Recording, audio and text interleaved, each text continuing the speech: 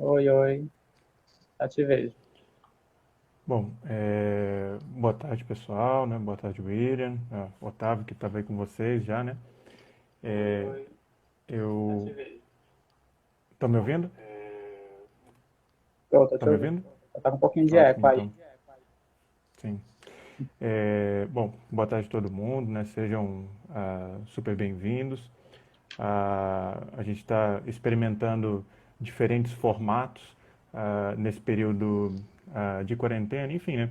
Até para a gente continuar ah, produzindo intelectualmente, convidando diferentes pessoas para participar aqui com a gente. E hoje a gente está experimentando esse formato de live que o William, que é integrante do TEPS, que é o Núcleo Transdisciplinar de Estudos e Pesquisas sobre Saúde e Subjetividade, que é da UFDPAR, Universidade Federal do Delta do Parnaíba, né, no curso de Psicologia.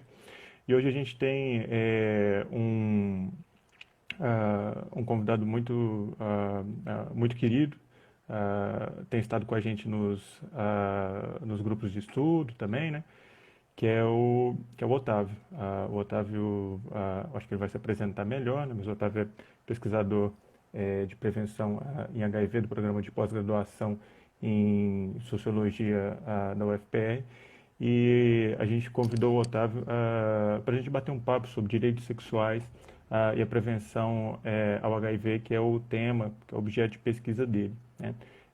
Eu espero que seja interessante, né, para vocês, eu espero que vocês gostem, e especialmente nesse momento, né, onde a gente está vivendo uma outra pandemia, né, coadjacente à pandemia do HIV, e que as últimas notícias que a gente tem, né, inclusive de uma reunião virtual que teve da Organização Mundial de Saúde, é que pelo jeito a gente vai lidar aí durante uns 4, 5 anos com a Covid-19 a nível mundo, e que depois disso ela vai se tornar uma infecção endêmica, né? E a gente tem uma experiência que é uma experiência com uma pandemia endêmica, que é a do HIV, né? Então, assim, tem esse estranho, talvez até triste paralelo, né? Mas são dos desafios que a gente tem que estar à altura deles para a gente poder enfrentá-los, né? Então, sem mais delongas, gostaria de agradecer o William, né? O William, parceiro, está aqui com a gente no Núcleo, no Nuteps, já desde sempre. E eu vou sair, então, caso tenha gente que tenha entrado pelo meu perfil, né? A live vai estar disponível no perfil do Otávio e no @nuteps, com dois S. E gostaria muito de agradecer o Otávio pela disponibilidade, pela conversa, e vou sair aqui e aí o William vai chamar o Otávio. Então, muito obrigado a vocês, espero que todo mundo possa desfrutar aí. Amém. Obrigado, Guilherme. Até Tchau, mais. tchau. Valeu. E cá Olá, estamos. gente. Pessoal, boa tarde. O Guilherme já fez uma breve introdução. Só me dê, tá todo mundo me ouvindo tranquilo. Quem puder dar um ok pro áudio, pro vídeo da gente. Se tiver tendo algum probleminha durante a transmissão, é só informando nos comentários que a gente vai estar atento, tá bem? Para quem não me conhece, né, eu me chamo William, sou quase ex-estudante aqui da graduação de Psicologia da Universidade Federal do Piauí, né, atualmente Universidade Federal do Delta do Parnaíba, no campus de Parnaíba, e a gente vai estar conversando, como foi anunciado antes, sobre a questão dos direitos sexuais e prevenção ao HIV/AIDS. E aí, nosso ilustre convidado, né, eu sou membro do NUTEP, do núcleo transdisciplinar de pesquisa e ensino em saúde coletiva, em subjetividade e saúde. E o Otávio, se pudesse apresentar rapidinho aqui para a gente.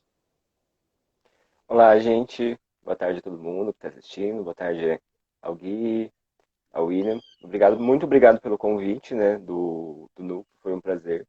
Tanto para estar participando aqui da live, quanto para o grupo de estudos que está rolando de vocês, né, da leitura sobre Foucault. Vem me ajudado bastante. Então, gente, como o Guilherme comentou, e o William também, meu nome é Otávio. Eu sou estudante de mestrado do Programa de Pós-Graduação em Sociologia da UFPR. Sou graduado em Ciências Sociais pela mesma instituição. Me formei ali em 2018, na metade do ano. Logo em seguida já ingressei no mestrado. Esse é o meu segundo ano. Devo defender por volta de março, se tudo ocorrer bem, né, por conta desse contexto que nós estamos vivenciando. E a minha pesquisa é em relação à profilaxia pré-exposição, a PrEP, que a gente vai estar abordando um pouco mais aqui no decorrer da nossa fala.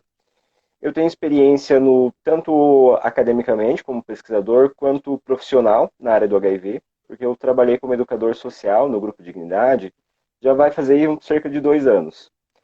Desenvolvendo alguns trabalhos de prevenção, rodas de conversa, rodas de ação de base comunitária, palestras, falas, então tem uma certa experiência também nessa parte do ativismo, da militância, que eu acho que, conforme nós vamos verificar, ela é muito importante para a compreensão das próprias políticas de HIV, que diferente de muitas outras políticas públicas que existem, tanto de saúde quanto de outras áreas, o movimento social ele tem grande atuação nas políticas de prevenção ao HIV.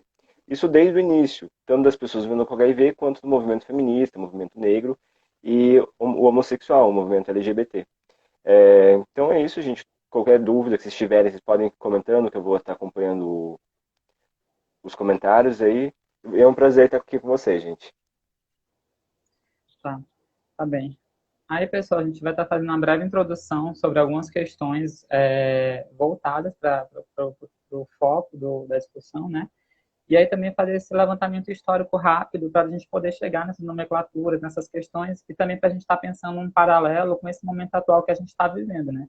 Que é a pandemia de coronavírus.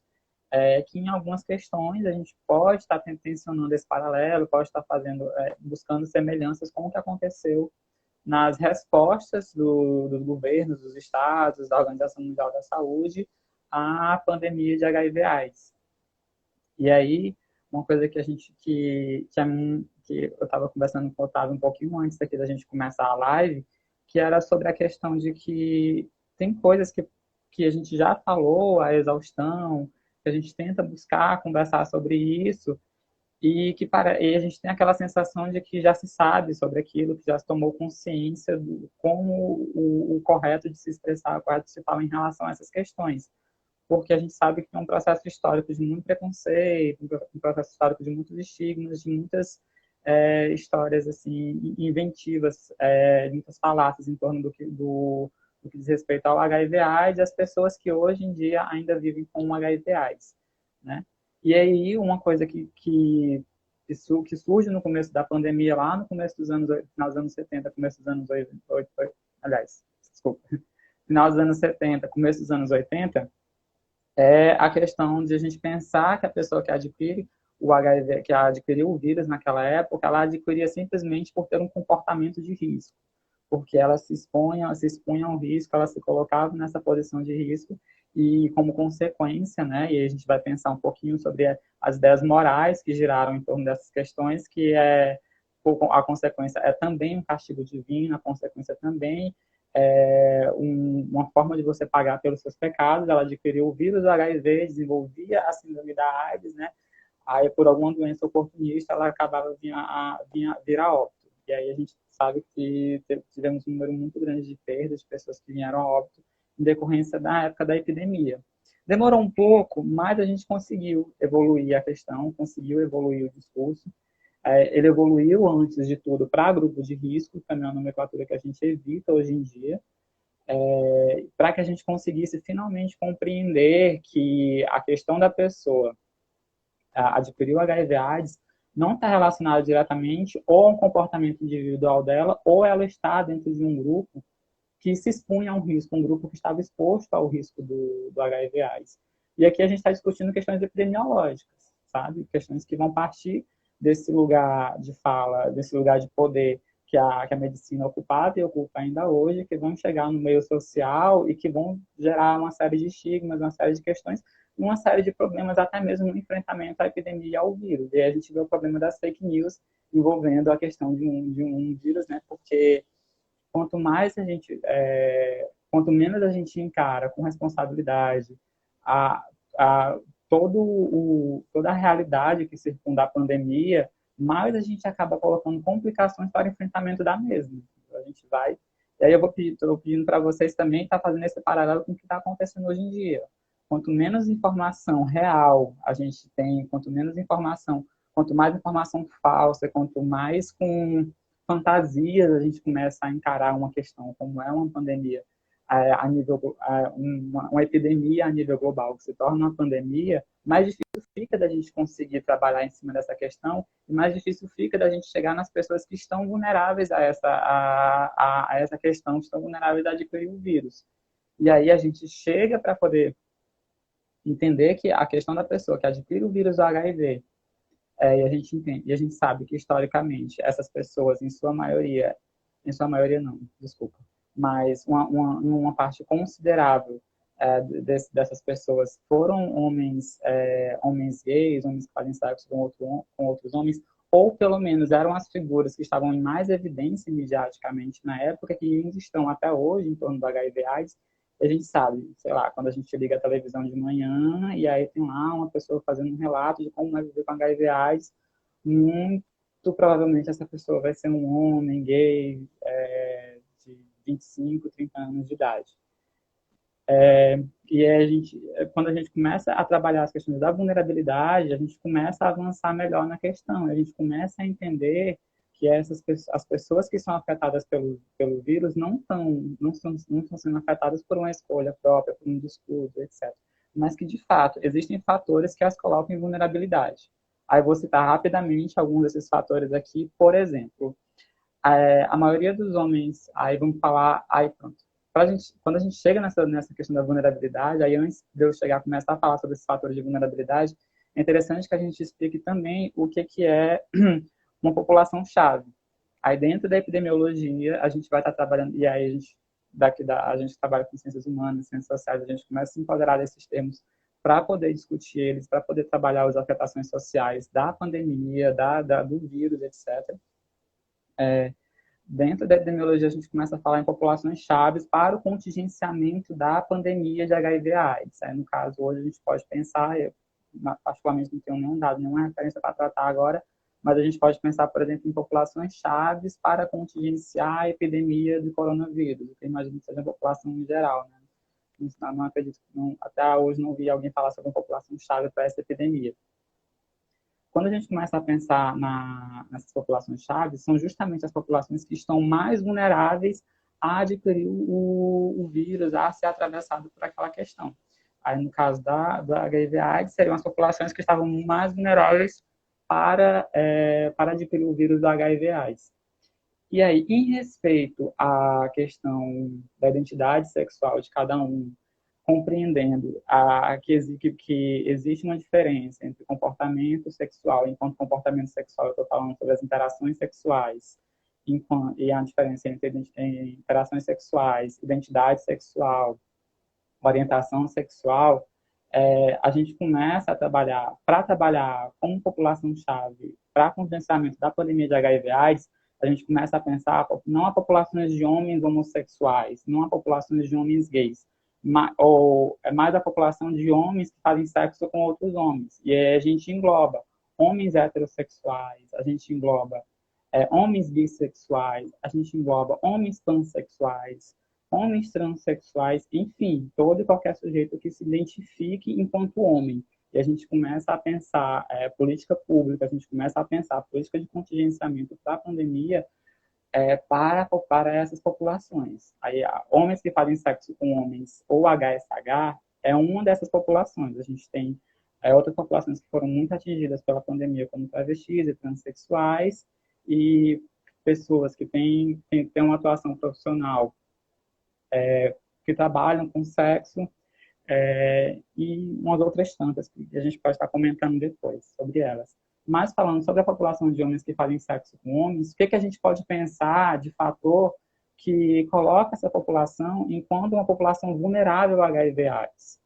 E aí a literatura, os pesquisadores vão apontar que, por exemplo, esses homens que fazem sexo com outros homens, aí inicialmente, geralmente, tem uma vida sexual mais precoce, no início a vida sexual mais precoce, né, por volta dos 8 anos de idade,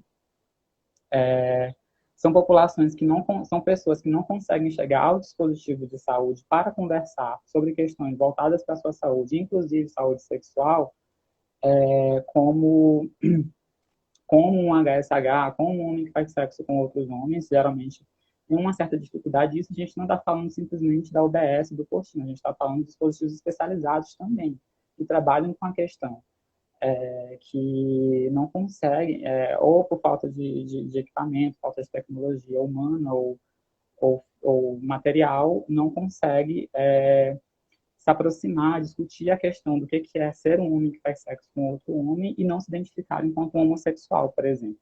E aí isso é uma outra problemática. E aí tem uma questão que a forma mais vulnerável fisicamente de adquirir o HIV/AIDS é através do sexo anal passivo, o sexo não receptivo, o sujeito que ele vai ser penetrado durante o ato durante o ato sexual. E aí a gente chega no outro ponto, que é a questão da falta de informação, entendeu? E aí a gente vai também fazendo esse paralelo com a pandemia de HIV/AIDS. Como que essa informação chega às pessoas? Não basta só ter informação, não basta só colocar ela. A gente tem que saber como colocar, a gente tem que saber como conversar com as pessoas para que elas, antes de tudo, não rechacem a informação, não fujam dela.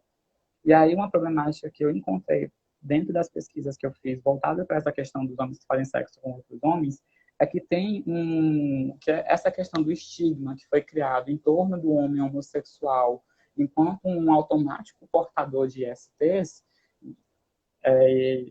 Não só eu, mas também outros tantos pesquisadores apontaram a mesma coisa. Esse estigma em torno dessas pessoas acaba produzindo um comportamento, uma postura de rechaçar essas informações, de não aceitar, por exemplo, essas questões mais técnicas essas questões mais técnicas da vulnerabilidade ao HIV/AIDS, entendeu? Porque se entende que se aceitasse isso, projetado. Pode falar. Oi, William. Será que você consegue falar mais perto do microfone? Melhorou agora? Melhorou, porque fica Só? tá um pouco distante a sua voz. Tá me ouvindo direitinho? Sim. Tá, é ótimo. E aí, os homens homossexuais, geralmente, aí dentro das pesquisas que a gente pode depois estar referenciando, a gente pode estar deixando aqui no Instagram do Núcleo, inclusive, as pesquisas que falam sobre isso, que vão apontar que existe um certo comportamento, um certo movimento de rechaçar essas informações. Por quê?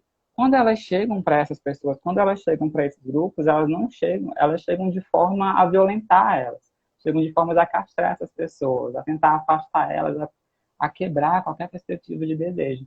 E aí a gente tem uma série de movimentos políticos, historicamente, que aconteceram pós-pandemia de HIV/AIDS, de homens gays que iniciaram ações para poder reagir a essa forma de controle das suas vidas. Movimento, por exemplo, e aí um movimento clássico, e a gente encontra e acabou virando fenômeno em títulos de vídeo pornôs homossexuais, que é a questão do movimento Bareback, que são homens que organizavam momentos de interação sexual sem camisinha, devido à imposição, ao grito do Estado para dizer, vocês têm que usar camisinha, mas vocês quem? Vocês homens gays, vocês homens que fazem sexo com outros homens. E a galera começa a organizar movimentos sociais para poder combater isso. Como que a gente combate a imposição do uso da camisinha? O não uso da camisinha, por exemplo. E aí a gente tem uma série e é um movimento que perdura até hoje. E aí daqui a pouco tem até uma pergunta para o Otávio sobre isso em relação à PrEP, por exemplo. Que aí as tecnologias elas evoluem para prevenir o HIV/AIDS, mas os discursos não. A forma como as pessoas lidam com isso, a forma como até os órgãos, no Brasil a gente vive um momento muito tenso para essas questões, né? A gente saiu agora de fevereiro de uma campanha de privação sexual, uma campanha de não faça sexo, entendeu? A melhor forma de você não engravidar e não adquirir IST é não transar. E, enfim, a gente tem uma experiência aí longa para dizer que isso não funciona. Aí pronto, acho que já consegui ilustrar bem a questão da população-chave, a questão do HSH. E aí a gente chega numa outra questão, que aí eu estava conversando com o Otávio agora há pouco, que é a própria forma básica de se referir à pessoa que adquiriu o vírus do HIV, que trata o vírus, e como a gente sabe, a gente não tem uma cura, e essa cura seria a exata remoção do vírus do organismo da pessoa. A gente não tem ainda uma forma de remover o vírus do organismo das pessoas que adquiriram o vírus, e como que a gente conversa com essas pessoas, como que a gente trata elas, como é aidético, é portador do HIV, que é são alguns dos termos que a gente ainda escuta falar, e a gente tanto combate. Eu acho muito curioso, porque até plataformas do SUS ainda tratam as pessoas que vivem com HIV como portadores de HIV, né? E é aquilo que eu lembro de uma vez que durante as pesquisas eu vi uma pessoa falando assim: quando a pessoa me chama de portador do HIV, parece que eu boto o vírus numa mala e saio carregando ele por aí. Sei lá, o Frodo, o portador do anel, o portador do HIV, bota o vírus aqui no pescoço e vai levar ele para uma montanha, entendeu? Mas o que a gente tem que entender é que, e aí a gente está falando de uma nomenclatura que ela é geral para a questão de processos de saúde e doença, que é falar que é uma pessoa que ela vive com HIV, entendeu? Ela está vivendo com HIV.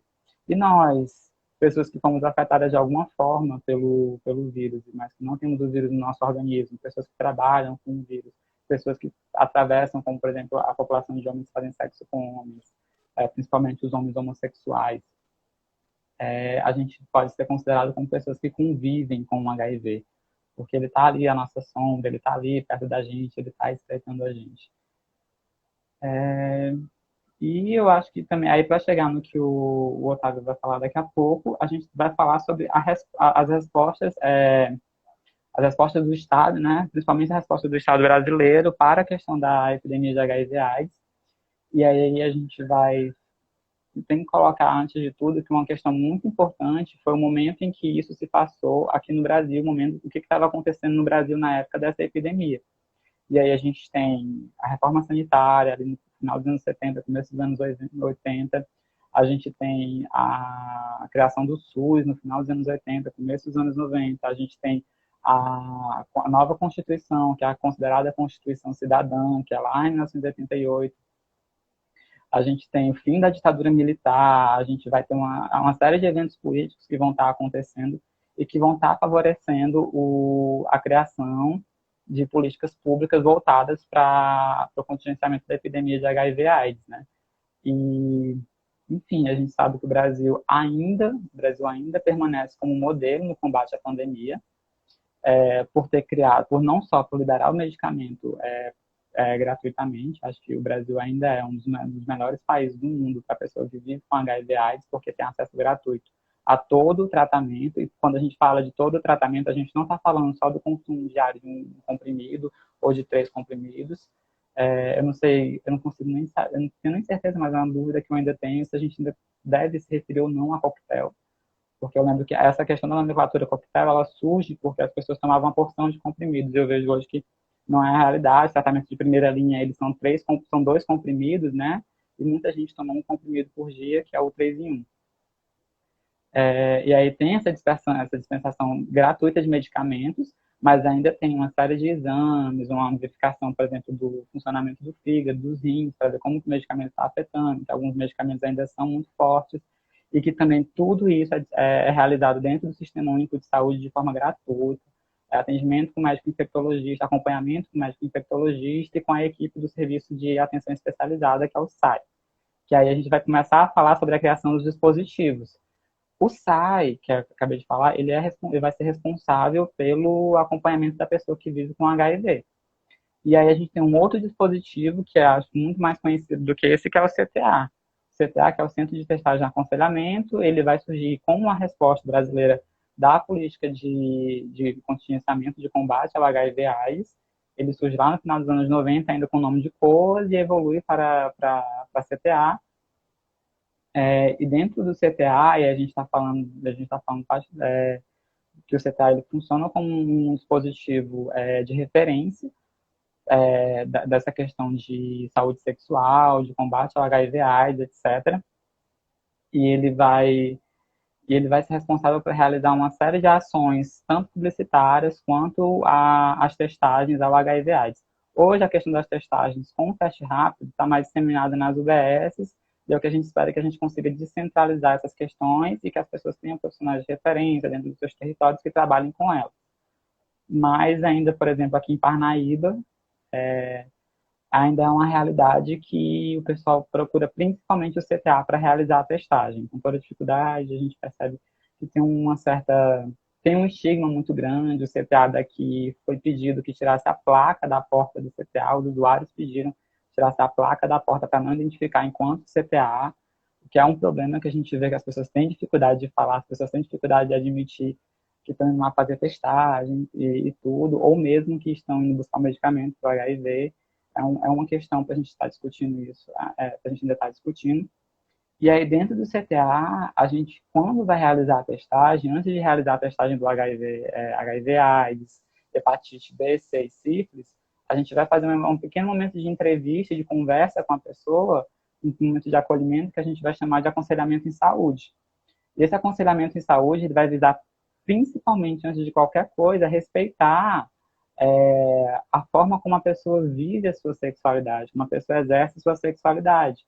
E aí, quando a gente está falando de prevenção, a gente não está falando daquela prevenção mais tradicional que a gente está muito habituado a falar, que é o use camisinha, sabe, um pequeno fantasma, assim, em torno da pessoa que vai levar a culpa, que vai gerenciar a vida daquela pessoa, que vai buscar controlar aquela pessoa. A gente tem que, antes de tudo, e aí, quando a gente encontra pessoas que não usam camisinha, por exemplo, que não se sentem confortáveis usando camisinha por N motivos, a ideia que se tem é que a gente converse sobre o porquê desse não uso, e se a pessoa insiste no não uso da camisinha, respeitar esse desejo da pessoa de não usar a camisinha e conversar com ela sobre as formas com as quais ela pode se prevenir. Isso a gente vai chamar de gerenciamento de risco, que a gente vai estar passando o máximo de informações possíveis, e aí eu volto a falar, não basta só passar a informação, tem que saber pensar, tem que pensar como que se passa essa informação, como que essa informação chega até a pessoa. No sentido de que, por exemplo,